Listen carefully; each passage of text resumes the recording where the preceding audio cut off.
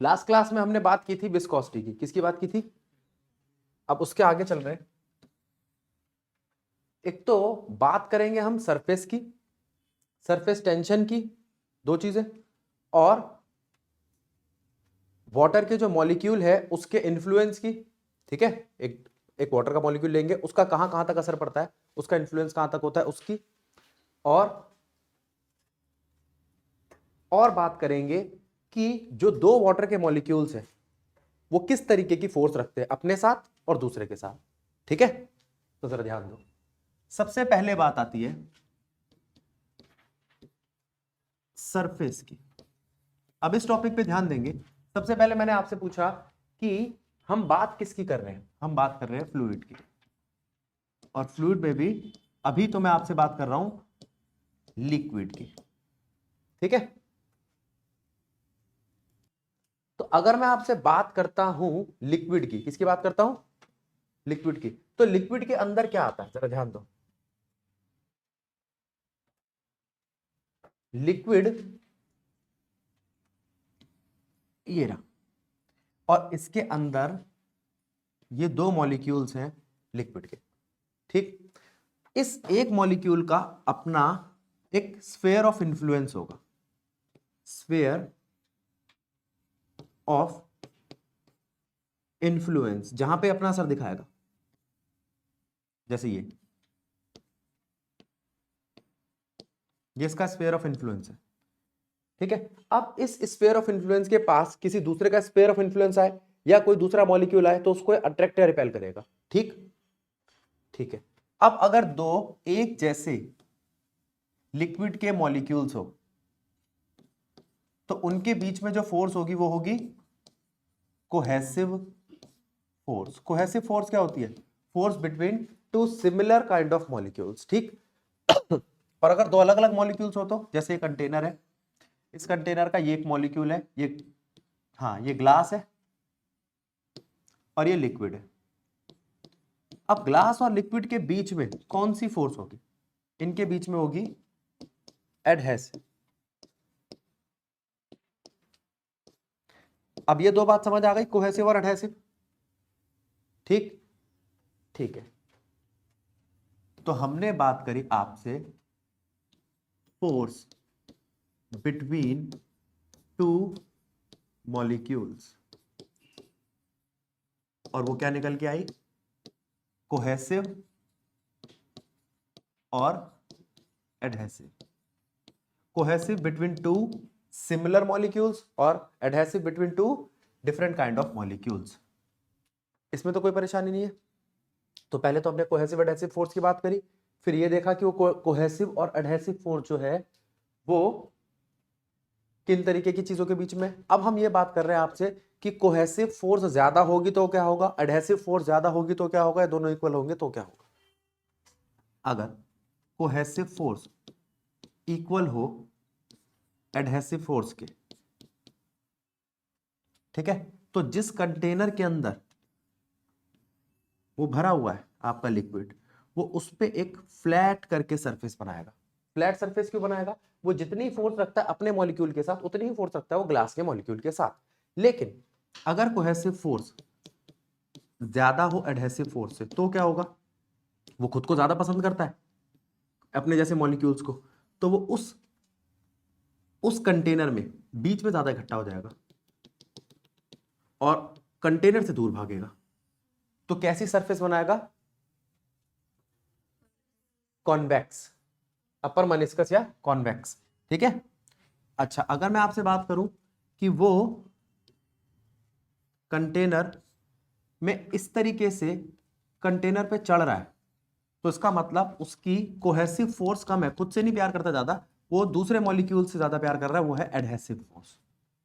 ठीक है, तो इसका मतलब अगर वो ग्लास के मॉलिक्यूल से ज्यादा प्यार कर रहा है, कौन? ये मैं लिक्विड के मॉलिक्यूल बना रहा हूं व्हाइट कलर के, ये देखो ये लिक्विड के मॉलिक्यूल है और ग्लास के कहां है भाई? ये रहे। अगर ग्लास के मॉलिक्यूल्स का उसके साथ ज्यादा अटैचमेंट है तो वो कौन सी फोर्स होगी?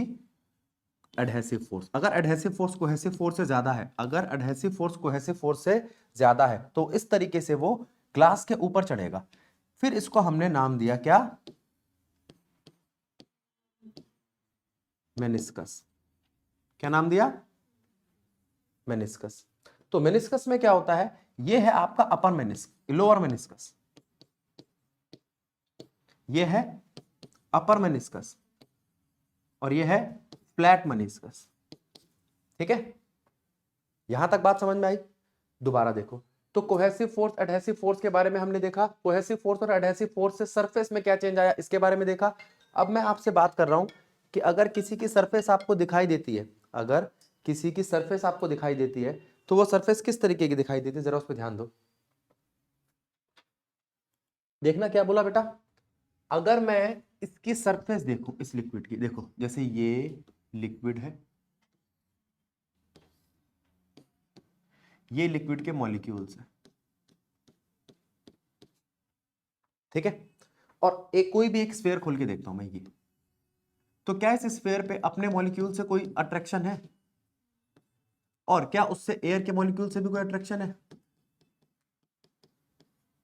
तो यहां पे दो तरीके की फोर्स यहां पे भी आ गई, ये लिक्विड की लेयर ऊपर कौन सी है, एयर के मॉलिक्यूल्स के साथ उसका इंट्रैक्शन, और नीचे किसके साथ है इंट्रैक्शन, अपने मॉलिक्यूल के साथ इंट्रैक्शन।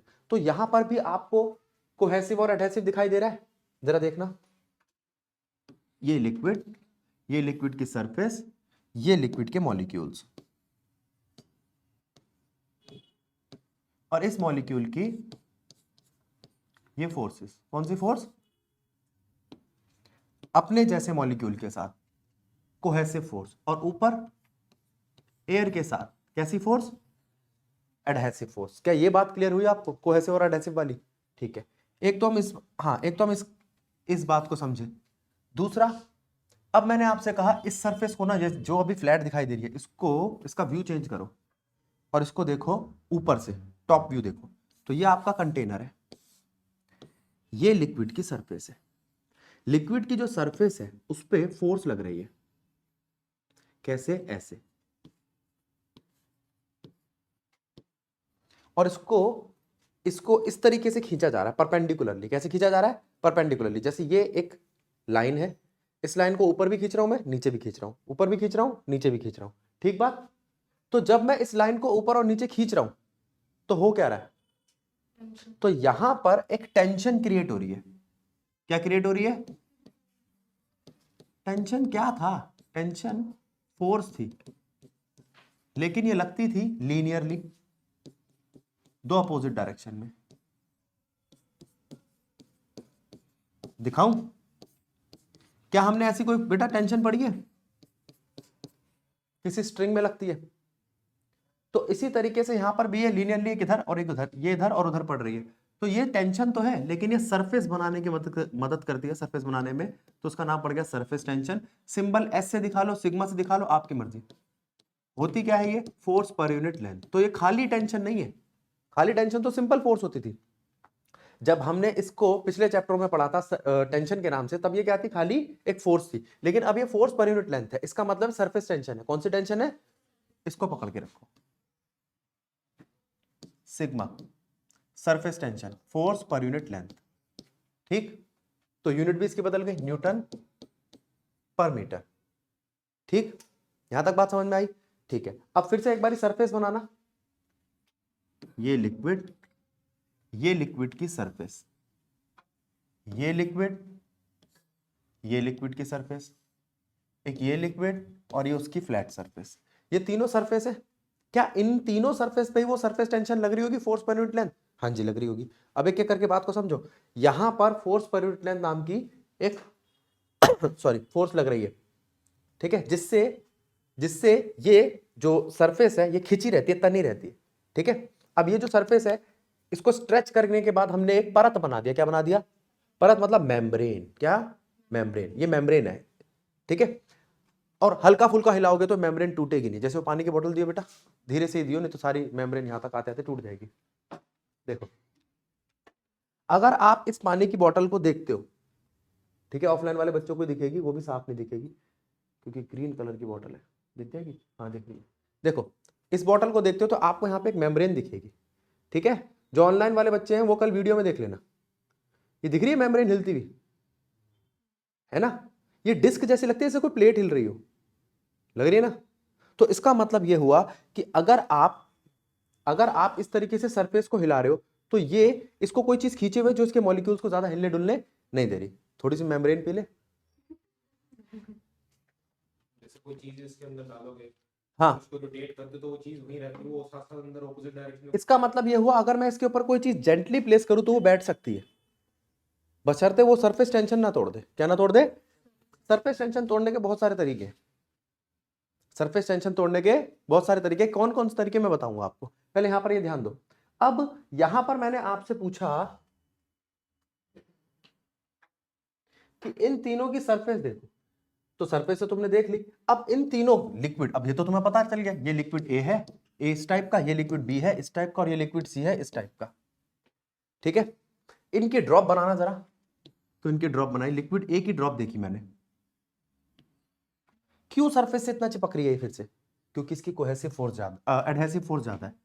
इसकी एडहेसिव फोर्स ज्यादा है कोहेसिव फोर्स से। ठीक, और अगर इसकी कोहेसिव फोर्स ज्यादा होती तो क्या ये उतनी सरफेस से चिपकती या दूर भागती? दूर भागती।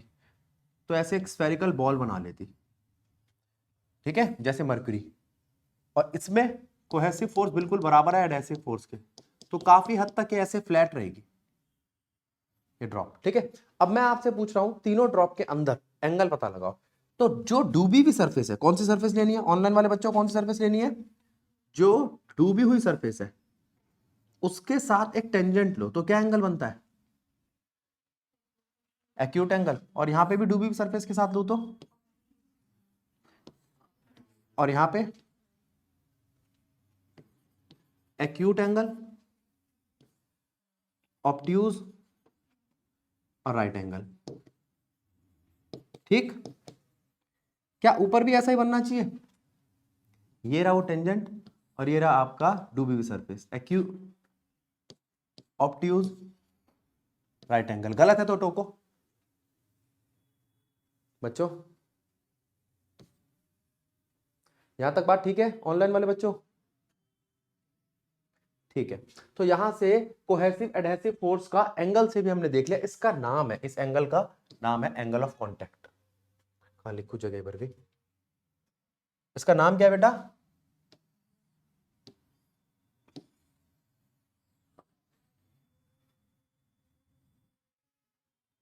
Angle of contact.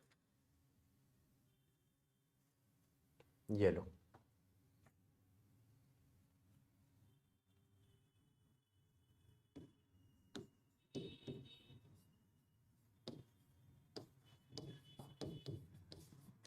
ये लो एंगल ऑफ कांटेक्ट।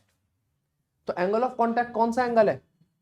ये वो एंगल है जो मेनिस्कस के टेंजेंशियल लाइंस का बनता है उस लाइन से जो डिप्ड है लिक्विड के अंदर। ऊपर वाली लाइन से मत बना देना बेटा, वहां गलत आ जाएगा। लो बना के दिखाता हूं, वहां सब कुछ उल्टा लगेगा। अगर इससे बना दूं तो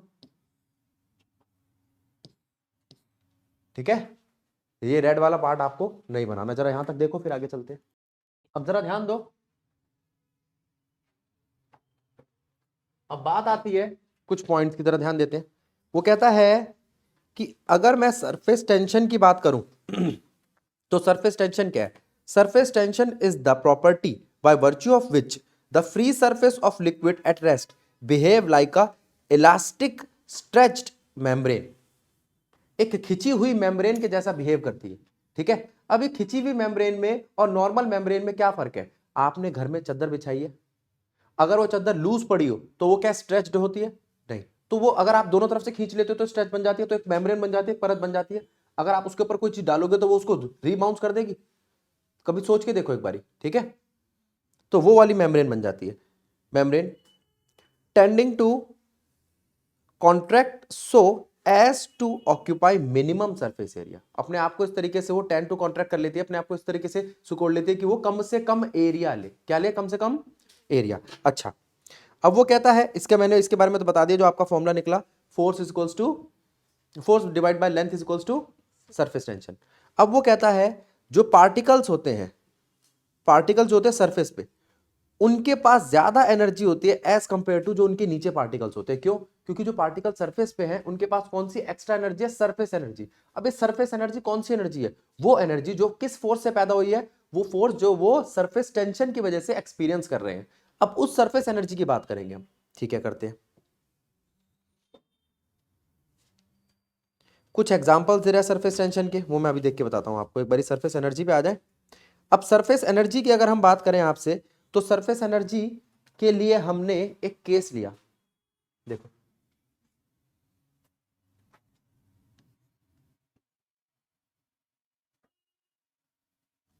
सरफेस एनर्जी, पहले सरफेस लो,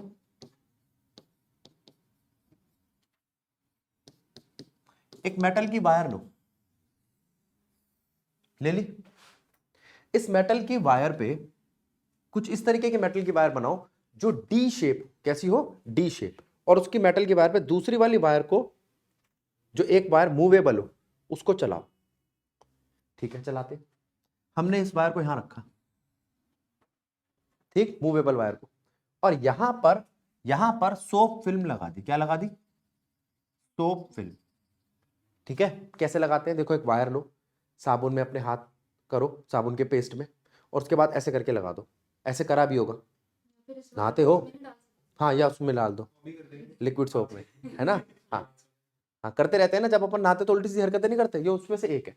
तो अब वो कहता है इस वायर को मैं इधर फोर्स लगा के या उधर फोर्स लगा के खींच या धकेल सकता हूं। कर सकता हूं ऐसा?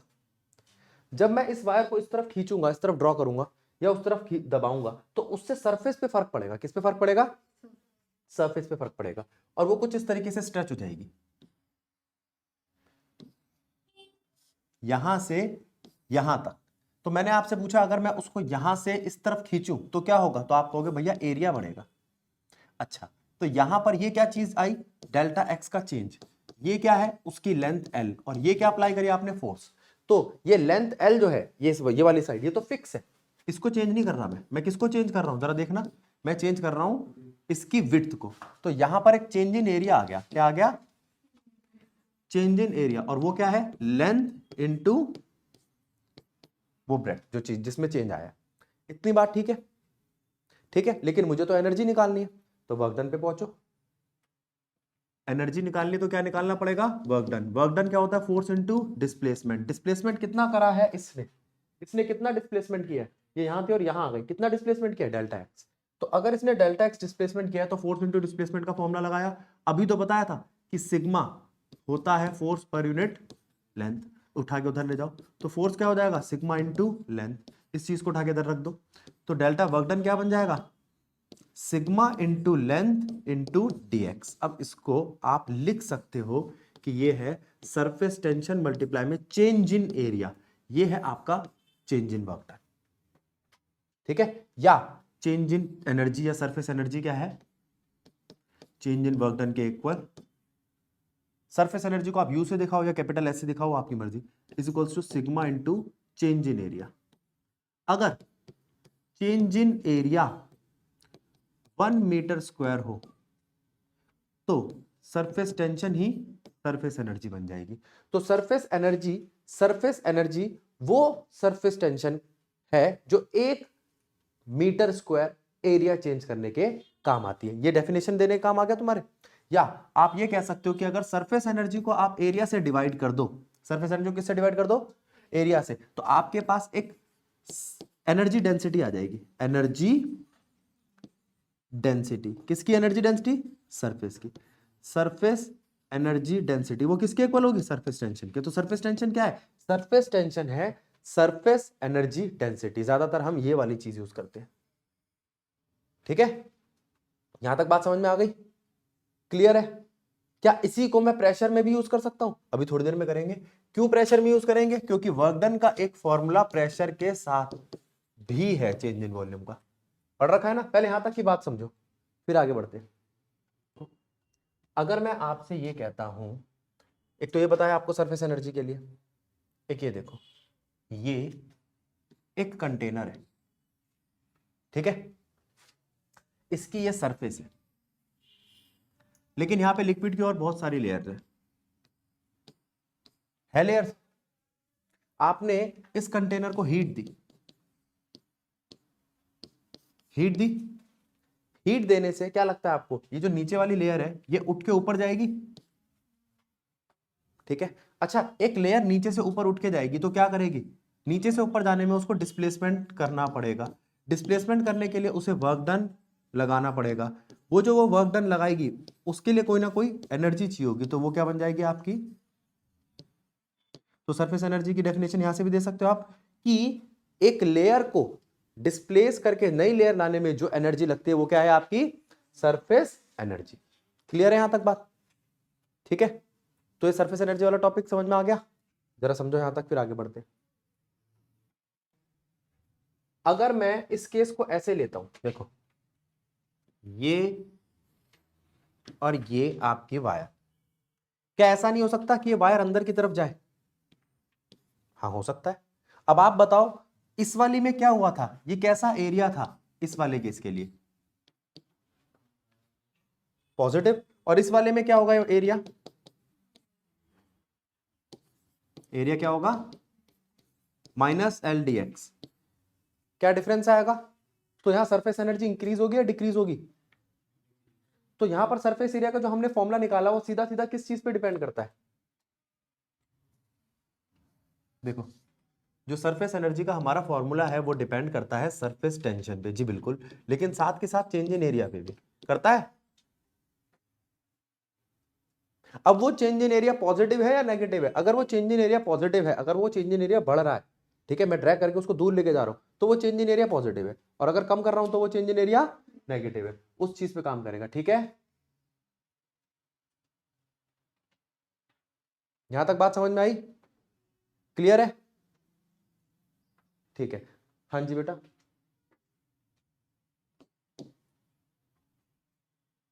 हम्म, अच्छा वो देखते हैं एक बार, जरा ध्यान दो। अब यहां पर बात आती है सरफेस की, अगर मैं आपसे बात करूं सरफेस या लेयर या लेमिना की लिक्विड के लिए, तो लिक्विड बबल या लिक्विड के लिए सोप की कितनी लिक्विड की कितनी लेयर होती है, एक लेयर। लेकिन अगर यही मैं बात करूं आपसे सोप के लिए, तो सोप की कितनी लेयर हो जाती है, दो लेयर। अब इसकी बात हम यहां पर करते हैं, ड्रॉप, ड्रॉप मतलब पानी की बूंद, क्लियर है, लिक्विड ड्रॉप, ठीक। अब बबल किसका, एयर का, अगर एयर का बबल है तो ये एक ही लिक्विड की, ये उस लिक्विड की फिल्म है जिसके अंदर एयर भरी हुई है, बाहर क्या है एयर, अंदर क्या है एयर, क्या लग रहा है आपको, कुछ प्रेशर वेशर का फर्क है या बराबर है, इक्वल है, कोई दिक्कत नहीं है। अच्छा आपने कहा नहीं सोप की होती तो क्या कोई फर्क होता, सोप की तो दो लेयर होती है, अंदर एयर बाहर एयर, कोई फर्क नहीं है, कोई फर्क नहीं है। तो ये एक लिक्विड की लेयर है, जल्दी टूट जाएगी या दो लेयर जल्दी टूटेगी, एक लेयर, तो इसका मतलब सोप का बबल जो है वो ज्यादा देर टिकेगा लिक्विड के बबल से, ठीक है, एयर बबल से, ठीक है। तो ये ड्रॉप है लिक्विड की, है ना, तो ये बात समझ में आ गई आपके। तो यहां पर हमें लिक्विड का पता चल गया, अब इस चीज को देखना जरा, ये क्या है, ये लिक्विड है, मैं बात कर रहा हूं शीतल से, शीतल ये एक एयर का बबल है, देख रही है, चारों तरफ क्या है बता, आज ही बता दे बेटा, चारों तरफ है लिक्विड, इसके अंदर क्या है एयर, तो क्या लगता है लिक्विड एयर पे ज्यादा प्रेशर मारेगी तो ये दबेगा, ठीक है। एक लिक्विड का बबल है जो एयर का बबल है जो लिक्विड के प्रेशर से दब रहा है, किससे दब रहा है, तो वो कहेगा मैं भागूं, कहां भागूं, लिक्विड से दूर, तो वो धीरे धीरे ऊपर जाएगा, तो क्या उस पर प्रेशर कम होता जाएगा और फट फुट जाएगा ऊपर जाके, क्या ये ठीक बात है या गलत बात है, ठीक बात है। अब दूसरा केस, अगर मैं आपसे कहूं कि एक लिक्विड की ड्रॉप है, ये लिक्विड की ड्रॉप है, लिक्विड की ड्रॉप और बाहर एयर है, तो लिक्विड की ड्रॉप ज्यादा गाढ़ी है या एयर? बोलो, लिक्विड की ड्रॉप। तो प्रेशर अंदर की तरफ जाएगा या बाहर की तरफ? ऑनलाइन वाले बच्चों, तो ऐसा लग रहा है कि इसकी सरफेस बढ़ जानी चाहिए। उसकी सरफेस कैसी हुई थी? छोटी। इसकी सरफेस कैसी हो गई? बड़ी।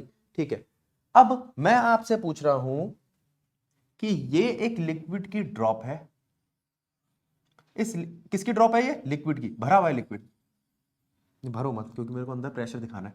इस लिक्विड की ड्रॉप पे प्रेशर लग रहा है, क्या लग रहा है? बाहर की तरफ। क्यों लग रहा है? क्योंकि बाहर इससे हल्का मीडियम है और ये थोड़ी देर में अपना एरिया बढ़ा लेता है। क्या ये बात ठीक है भूमि? पहले इसका रेडियस कितना था और अब कितना और बढ़ गया?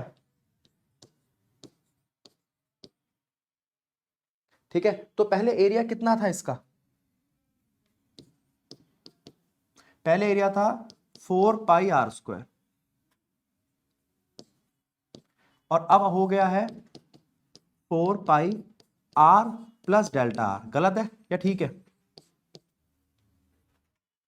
यहां तक बात ठीक है? अब जरा ध्यान दो, जो नया एरिया आया है वो क्या है? 4πr + Δr, दोनों को माइनस कर दो। चेंज इन एरिया कितना आया? क्यों चाहिए change in area? Surface energy change in area से निकलेगा, 4πr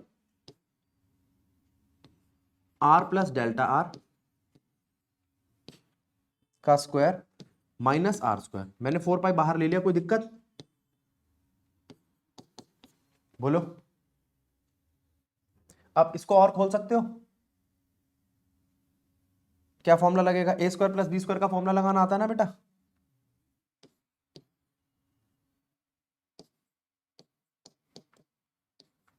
फोर पाई अंदर a² + b² + 2ab माइनस इसमें क्या है? r²। क्या कट रहा है बेटा?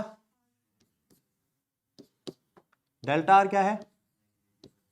क्यों है नेग्लिजिबल? क्योंकि डेल्टा आर छोटा होता तो डेल्टा आर का स्क्वायर तो और छोटा होगा। तो यहां लिख देना कि भैया delta R is very small, that is delta R का स्क्वायर इज नेग्लिजिबल। क्या बात ठीक है बच्चों? करना नेग्लिजिबल, तो डेल्टा ए कितना आएगा आपका? 4π और ये 2r डेल्टा आर, ये आपका डेल्टा ए है, 8πr डेल्टा आर। खत्म। अब वर्क डन क्या होता है?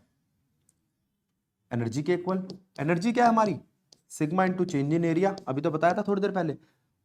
तो ये आ गया आपका formula, sigma into change in area. और इसको रोक के रखो, और एक प्रेशर के हिसाब से वर्क डन क्या होता है?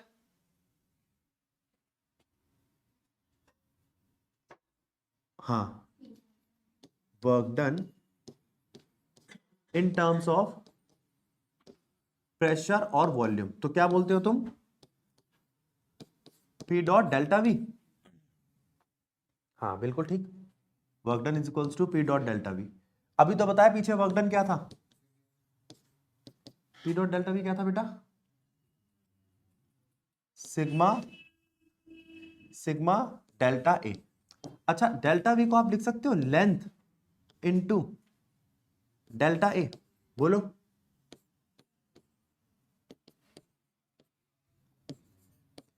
तो डेल्टा ए से डेल्टा ए तो हो गया कंपेयर। प्रेशर क्या आया? Sigma by L. ये बात ठीक है या गलत है? ठीक है बच्चों?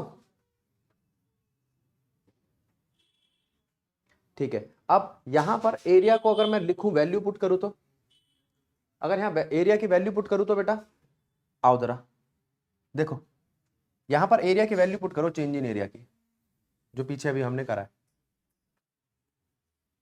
एरिया की वैल्यू देखो क्या है? Sigma into 8πr delta R. ठीक है, और पीछे भी यही करो, पीछे एरिया की वैल्यू पुट करना,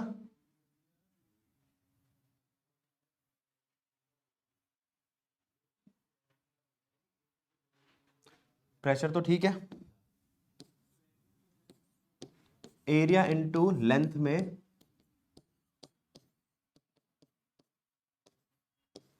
उस डेल्टा आर वाले एरिया को खोलो, डेल्टा आर वाले लेंथ को, ये सिर्फ इतने हिस्से का एरिया देखना क्या आएगा, P 4 pi r square multiply में इस L की जगह पे मैं क्या लूंगा, कौन सी लेंथ लूंगा, डेल्टा आर। एक मिनट को, आर छोटे लिए बड़े लिए सारे,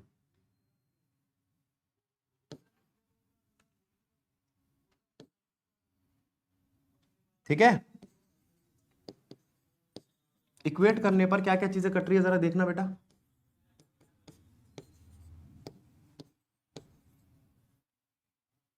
डेल्टा आर से डेल्टा आर गया, एक आर से एक आर गया, 4 पाई से ये गया, तो P क्या आया आपका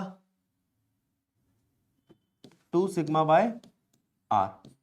फिर से ध्यान दो, जब हमने ये वॉल्यूम लिया तो ये वॉल्यूम किसका था, ये वॉल्यूम था ये जो एक्स्ट्रा आया है। अब ये एक्स्ट्रा वॉल्यूम है कितना,